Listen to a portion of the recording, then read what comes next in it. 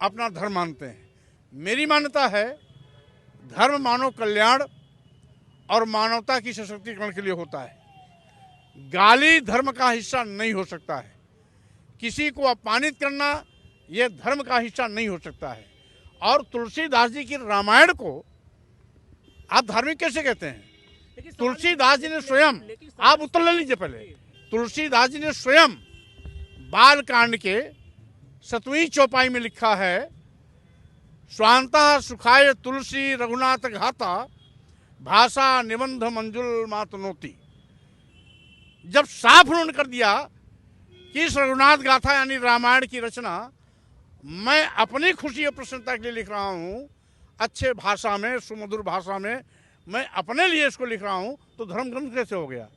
वो जिस प्रकार से हमारे तमाम कवियों ने अपना अपना कोई काव्य लिखा, कोई पुस्तक लिखी, तो उसी काव्य में से ये भी एक है। इसलिए धर्म ग्रंथ कह करके गाली और अपमान करने की व्यवस्था को आप जस्टिफाइड नहीं कर सकते। लेकिन दास ने भी नारी को लेकर बहुत सारी बातें लिखी हैं।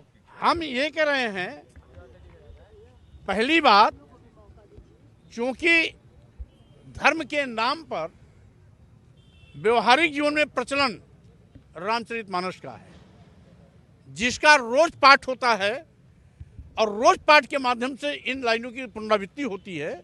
इसलिए हमने तो माननीय प्रधानमंत्री, माननीय राष्ट्रपति जी को एक पत्र के माध्यम से निवेदन किया है, यह जो महिलाओं, आदिवासियों, दलितों और पिछड़ों के सम्मान के विपरीत शब्द प्रयोग किए गए हैं, उनको अपमानित करने का यह आधार बनता है, इसलिए किया है। यह जो महिलाओं, आदिवासियों, दलितों और पिछड़ों के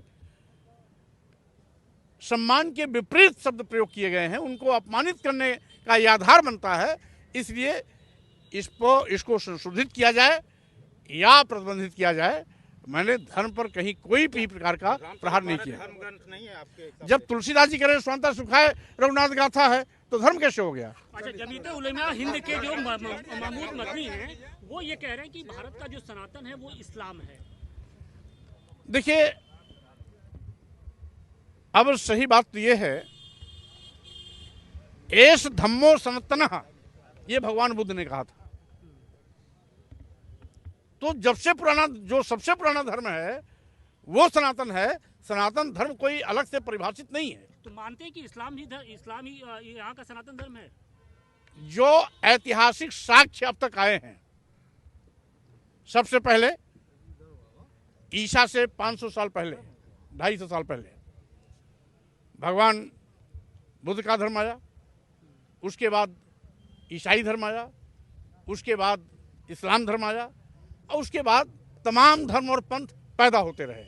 रही बात आज, अगर हम यहाँ पर वर्तमान में जो बहुतायत बहुसंख्यक में है हिंदू धर्म है, तो हिंदू धर्म चाहे अपने को सनातन कहे, बौद्ध धर्म कहे या कोई धर्म सनातन कहे, हमें सनातन धर्म कहने में किसी को कोई आपत्ति नहीं है।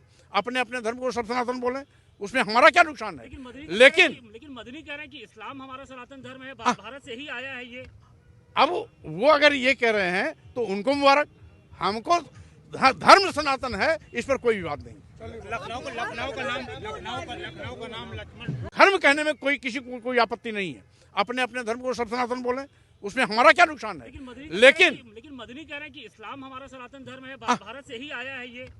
अब वो अगर ये कह रहे हैं तो उनको मुबारक, हमको धर्म सनातन है, इस पर कोई विवाद नहीं। लखनऊ का नाम लक्ष्मण झूठ रही है। देखिए, ये ढोलकी वाले बंद करो भाई। आज भाजपा सरकार सभी मुद्दों पर पूरी तरीके से फेल हो चुकी है। करोड़ों करोड़ों बेरोजगार नौजवान रोजगार के लिए दर दर ठोकरें खा रहे हैं, बेरोजगारी की त्रासदी झेल रहे हैं, महंगाई आसमान पर है। देश का गरीब, मजलूम, किसान, मध्यम वर्गीय परिवार, हमारी घर की महिलाएं जो रसोइयाँ चलाती हैं, उनकी महंगाई से कमर टूट गई है। जीएसटी के माध्यम से हमारे जो लघु एवं मध्यम व्यापारी हैं, उनसे धन उगाही का जीएसटी को माध्यम बना लिया है। सारे विकास काम ठप है।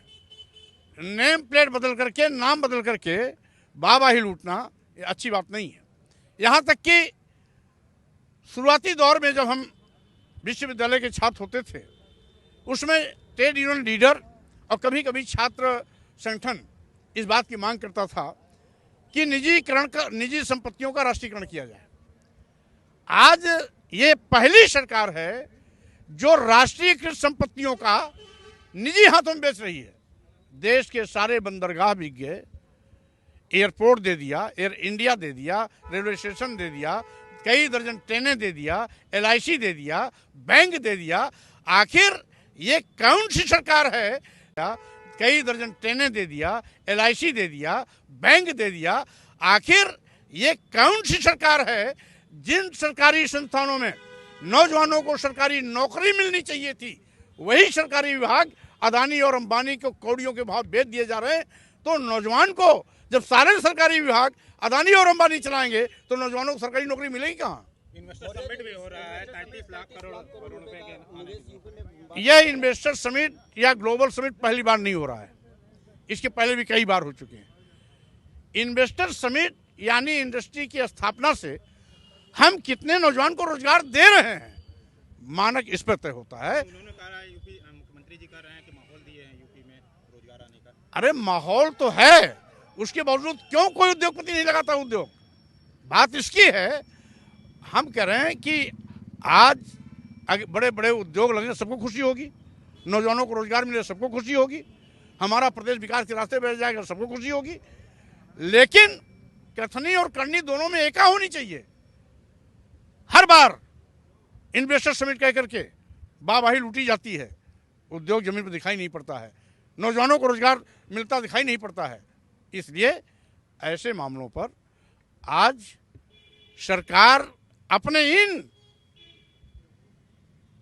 असफलताओं पर पर्दा डालने के लिए कहीं जिले के नाम बदलने के लिए बात करती है, कहीं लखनऊ का नाम बदल दिया जाए, कहीं किसी का नाम बदल दिया जाए। आखिर क्या वही लखनऊ देश के पूर्व प्रधानमंत्री श्री अटल बिहारी वाजपेयी जी वहां से सांसद होते थे। अटल बिहारी वाजपेयी अपने भाषणों में प्रायः कहा करते थे, लखनऊ गंगा जमुनी तहजीब का केंद्र है। लखनऊ की संस्कृति हम अदानी और अंबानी को कौड़ियों के भाव बेच दिए जा रहे हैं।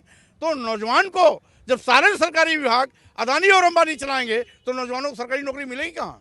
इन्वेस्टर समिट भी हो रहा है, 33 लाख करोड़ रुपए के। यह इन्वेस्टर समिट या ग्लोबल समिट पहली बार नहीं हो रहा है, इसके पहले भी कई बार हो चुके हैं।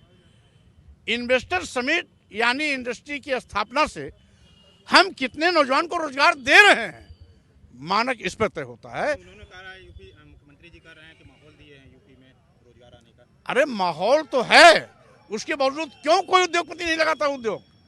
बात इसकी है, हम कह रहे हैं कि आज बड़े बड़े उद्योग लगे, सबको खुशी होगी, नौजवानों को रोजगार मिले, सबको खुशी होगी, हमारा प्रदेश विकास के रास्ते बढ़ जाएगा, सबको खुशी होगी। लेकिन कथनी और करनी दोनों में एका होनी चाहिए।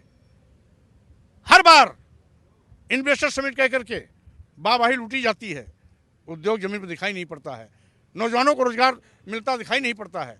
इसलिए ऐसे मामलों पर आज सरकार अपने इन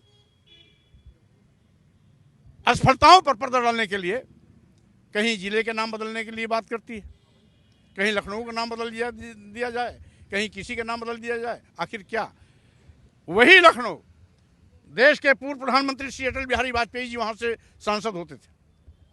अटल बिहारी वाजपेयी अपने भाषणों में प्रायः कहा करते थे, लखनऊ गंगा जमुनी तहजीब का केंद्र है। लखनऊ की संस्कृति हमारे देश की पहचान है। आज उन्हीं की पार्टी के नेता नाम क्यों बदल रहे हैं? और नाम बदल क्यों रहे हैं? अगर नाम ही बदलना है, पहले बात तो लखनऊ ही रहना चाहिए। अगर गंगा जमुनी तहजीब कहीं किसी का नाम बदल दिया जाए, आखिर क्या वही लखनऊ देश के पूर्व प्रधानमंत्री श्री अटल बिहारी वाजपेयी जी वहां से सांसद होते थे। अटल बिहारी वाजपेयी अपने भाषणों में प्रायः कहा करते थे, लखनऊ गंगा जमुनी तहजीब का केंद्र है। लखनऊ की संस्कृति हमारे देश की पहचान है। आज उन्हीं की पार्टी के नेता नाम क्यों बदल रहे हैं, और नाम बदल क्यों रहे हैं? अगर नाम ही बदलना है, पहले बात तो लखनऊ ही रहना चाहिए। अगर गंगा जमुनी तहजीब का केंद्र है लखनऊ, तो लखनऊ को लखनऊ ही रहना चाहिए। अगर नाम बदलना ही है तो लखनऊ के राजा थे राजा लाखन पासी, उनकी पत्नी थी लखनावती, लखनावती के नाम पर लखनऊ का नाम पड़ा। अगर बदलना है तो आप लाखन पासी के नाम पे करो। लेकिन लक्ष्मण के नाम से आपको क्या आपत्ति है? अरे भाई, जो वहां का है उसका नाम करोगे कि अब आपके घर में कोई दूसरा आके बढ़ जाए, कब्जा कर लिया जाए, क्या मतलब उसका होता है? क्या लक्ष्मण ने कब्जा कर लिया था? अरे भाई, लक्ष्मण वहां थे ही नहीं, आप जबरदस्ती। अरे मूर्ति आज लगी है, आज की मूर्ति लगने से आप इतिहास पर बदल दोगे क्या? वहां जहां पर आज लाखन पासी के किले का खंडहर आज भी विद्यमान है, एक चीज।